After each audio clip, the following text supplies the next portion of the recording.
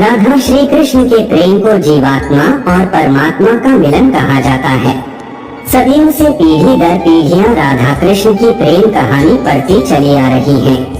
लेकिन जब भी हम राधा श्री कृष्ण की प्रेम कहानी सुनते हैं तो मन में यही सवाल आता है कि श्री कृष्ण ने राधा से विवाह क्यों नहीं किया। इसके पीछे कई तरह की व्याख्याएं दी जाती हैं। आइए जानते हैं उन सभी कहानियों के बारे में। एक मत यह भी है कि राधा ने श्री कृष्ण से विवाह करने से मना कर दिया था, क्योंकि उन्हें लगता था कि वह महिलाओं के जीवन के लिए उपयुक्त नहीं है। राधा एक ग्वाला थी, जबकि लोग श्री कृष्ण को किसी राजकुमारी से विवाह करते हुए देखना चाहते थे। श्री कृष्ण ने राधा को समझाने की कोशिश की, लेकिन राधा अपने निश्चय में दृढ़ थी।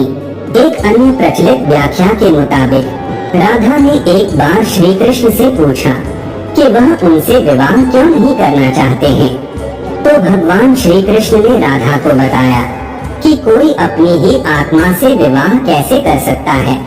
श्री कृष्ण का आशय था कि वह और राधा एक ही हैं, उनका अलग अलग अस्तित्व नहीं है। राधा को यह एहसास हो गया था कि श्री कृष्ण भगवान हैं और वह श्री कृष्ण के प्रति एक भक्त की तरह थी। वह भक्ति भाव में खो चुकी थी, जिसे कई बार लोग भौतिक प्रेम समझ लेते हैं। इसलिए कुछ का मानना है कि राधा और श्री कृष्ण के बीच विवाह का सवाल पैदा ही नहीं होता है। राधा और श्री कृष्ण के बीच का रिश्ता एक भक्त और भगवान का है।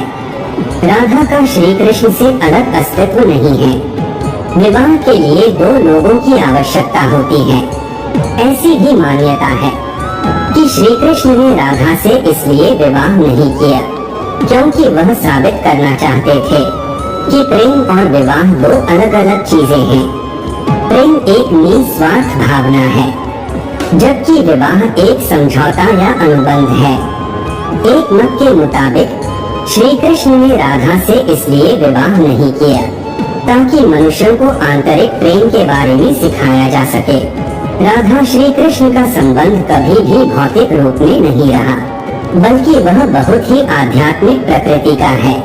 पौराणिक कथाओं में प्रचलित अन्य कथाओं की तुलना राधा कृष्ण से नहीं की जा सकती है।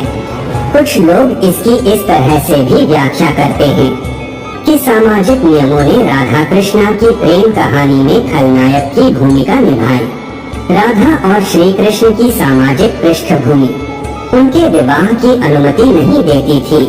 ब्रह्मवैवर्त पुराण के अनुसार पृथ्वी पर आने से पहले राधा की एक बार कृष्ण की सेविका श्रीदामा से बहस हो गई थी।